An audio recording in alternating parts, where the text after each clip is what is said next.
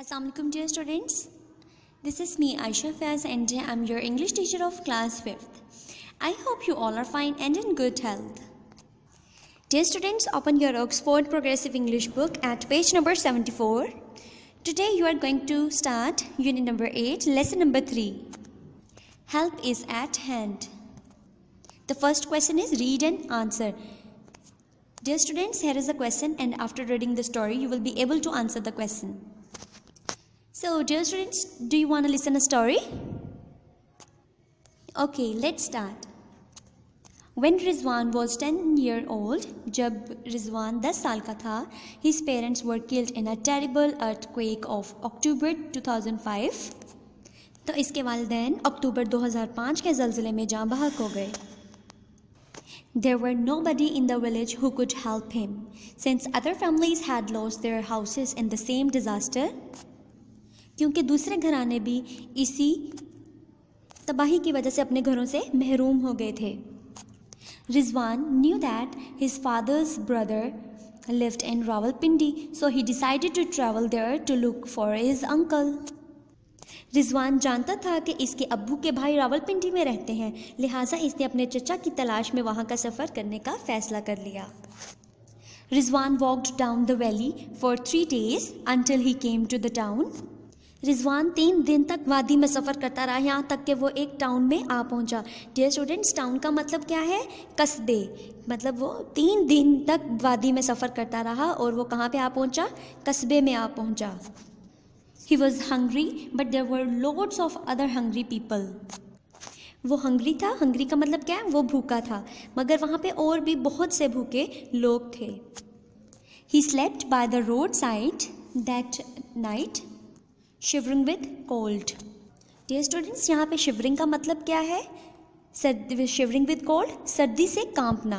अक्सर ऐसा होता है कि जब ज़्यादा सर्दी होती है तो हम शिवर करने लग जाते हैं, मतलब कांपने लग जाते हैं. ठीक है, तो इसी तरह वो सड़क के एक कोने में या वो सड़क के पार एक जगह पे सर्दी से कांपता रहा.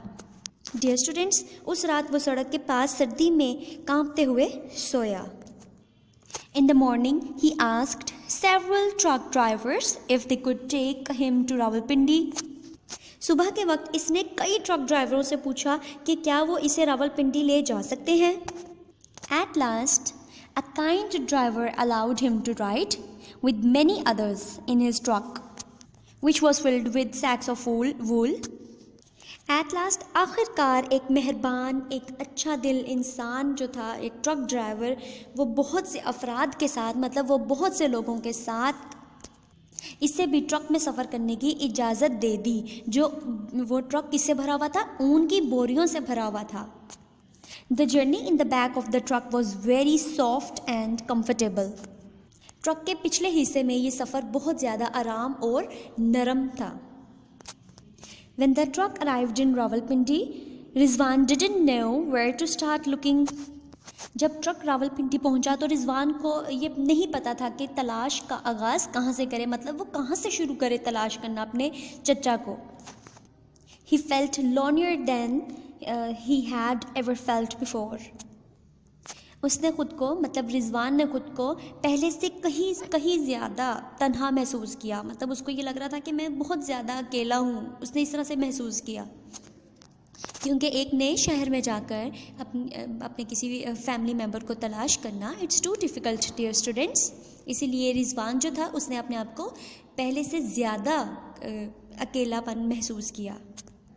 He knew his uncle's family name and first name, but not his address.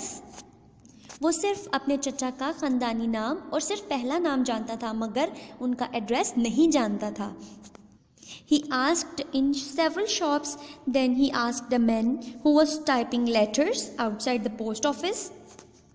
इसने कई दुकानों से पूछा, फिर इसने एक आदमी से दरियाफ्त की जो डाक खाने, मतलब पोस्ट ऑफिस के बाहर बैठा ख़त टाइप कर रहा था, मतलब खतूत टाइप कर रहा था, लेटर्स टाइप कर रहा था. वो आदमी जो पोस्ट ऑफिस के बाहर बैठा खतूत टाइप कर रहा था, उसने क्या कहा? Why don't you try the ईदी फाउंडेशन? उस आदमी ने क्या कहा? तुम ईदी फाउंडेशन में जाकर कोशिश क्यों नहीं करते? They help people find missing family members, वो लोगों को गुमशुदा घर वालों को ढूंढने में मदद करते हैं। गुमशुदा का मतलब क्या होता है? वो लोग जिनको घर नहीं मिल रहा था, ठीक है, तो वो लोगों को गुमशुदा घर वालों को ढूंढने में मदद देते हैं।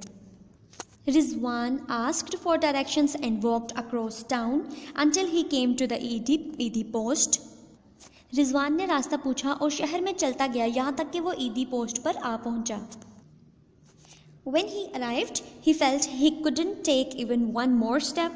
He was exhausted but had just enough energy to explain his problem. जैसे ही वो पहुंचा तो इसे यूँ लगा कि वो एक कदम भी मज़ीद नहीं उठा सकता क्योंकि वो बहुत थक चुका था, मगर इसमें इतनी हिम्मत थी, इसमें इतनी हिम्मत, रिजवान में इतनी हिम्मत थी कि वो अपना मसला बयान कर सके। The office workers gave Rizwan a glass of juice and a biscuit and started telephoning. Office workers ने रिजवान को एक जूस का गिलास दिया और कुछ बिस्किट्स और टेलीफोन करना शुरू कर दिए। टेलीफोनिंग का मतलब क्या है? टेलीफोनिंग का मतलब है टेलीफोन करना शुरू कर दिए।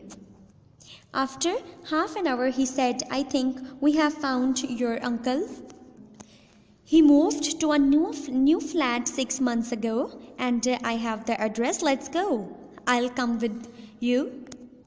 If the man is not your uncle, then I'll bring you back and you can stay here. ईदी फाउंडेशन में जो ऑफिस वर्कर्स थे उन्होंने क्या कहा? मेरा ख्याल है कि हमने तुम्हारे चचा को तलाश कर लिया है। वो 6 माह पहले ही एक न्यू फ्लैट में मुंतकिल हुए, ट्रांसफ़र हुए हैं और पता मुझे मिल गया है। आओ चलते हैं, मैं तुम्हारे साथ चलूँगा। अगर वो आदमी तुम्हारा चचा ना हुआ तो मैं तुम्हें यहाँ वापस ले आऊँगा और तुम यहाँ पे रह सकते हो। मतलब उन्होंने क्या कहा कि अगर वो आपका चचा नहीं हुआ तो हम आपको यहाँ ले आएंगे और यहाँ पे आप रह सकते हो। It didn't take long to find the flat and his uncle was at home. So thanks to the Eidi Foundation, Rizwan was able to start a new life in the new city. Flat को ढूंढने में ज़्यादा वक्त ना लगा और इसके चचा घर पर ही थे, लिहाजा ईदी फाउंडेशन की बदौलत रिजवान शहर में एक नई ज़िंदगी का आगाज़ करने के लिए काबिल हो गया। मतलब उसने एक नए शहर में अपनी नई ज़िंदगी का आगाज़ शुरू कर दिया। जी तो प्यारे बच्चों, आपको मैंने स्टोरी सुनाई, ठीक है, आपने गौर से सुनी होगी। तो अगर मैं आपसे एक सवाल पूछूं तो क्या आप उसका आंसर कर सकते हैं? ठीक है, the question is how did the ईदी फाउंडेशन हेल्प रिजवान? ईदी फाउंडेशन ने रिजवान की मदद किस तरह से की? So dear students, the office workers was very kind to Rizwan. He gave him a glass of juice and biscuits to eat. He made serious efforts to trace Rizwan's uncle and was successful in his attempts. जो office workers थे वो रिजवान के साथ बहुत ही kind थे, बहुत मेहरबान थे।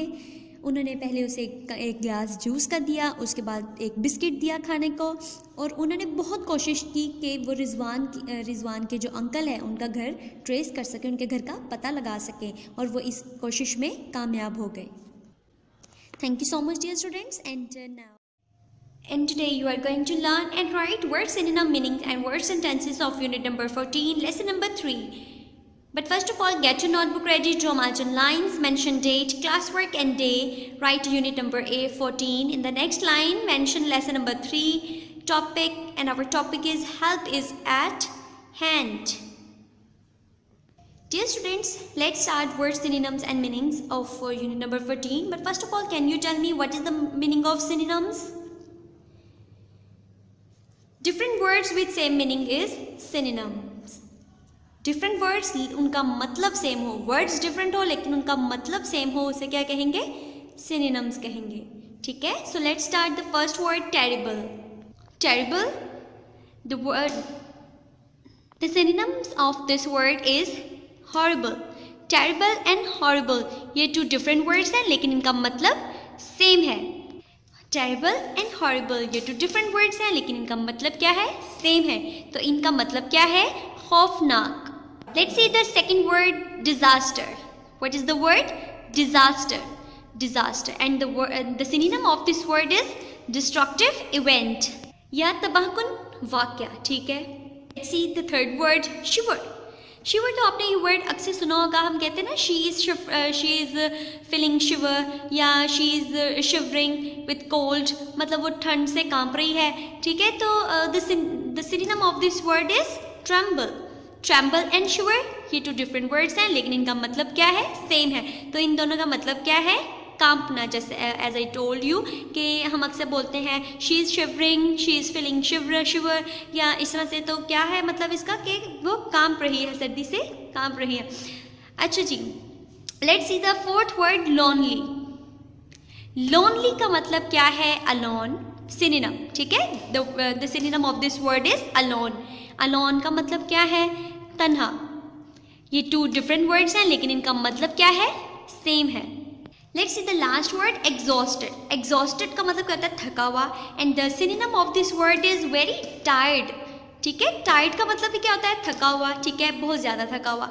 तो the synonym of this word is very tired. ये 2 डिफरेंट वर्ड्स हैं, लेकिन इनका मतलब क्या है, सेम है. तो इसका क्या मतलब है, थका हुआ. And now word sentences. Here are some words. Use these words to make a sentence. So let's see the first word, earthquake. Earthquake का मतलब क्या होता है, ज़लज़ला. ठीक है, अक्सर पहले भी हम ये वर्ड सुन चुके हैं कि ज़लज़ला आ गया है, earthquake आ गया है, इतना है. तो इस वर्ड का मतलब क्या है, earthquake का मतलब क्या है, ज़लज़ला. So आपने अब सेंटेंस बनाना है. His parents were killed in the earthquake. उसके पेरेंट्स जो हैं वो ज़लज़ले में मारे गए या वो मर गए. उसके पेरेंट्स जो हैं वो अर्थक्वेक में मर गए. Let's see the second word, disaster. As I told you, disaster का मतलब क्या है, डिस्ट्रक्टिव इवेंट.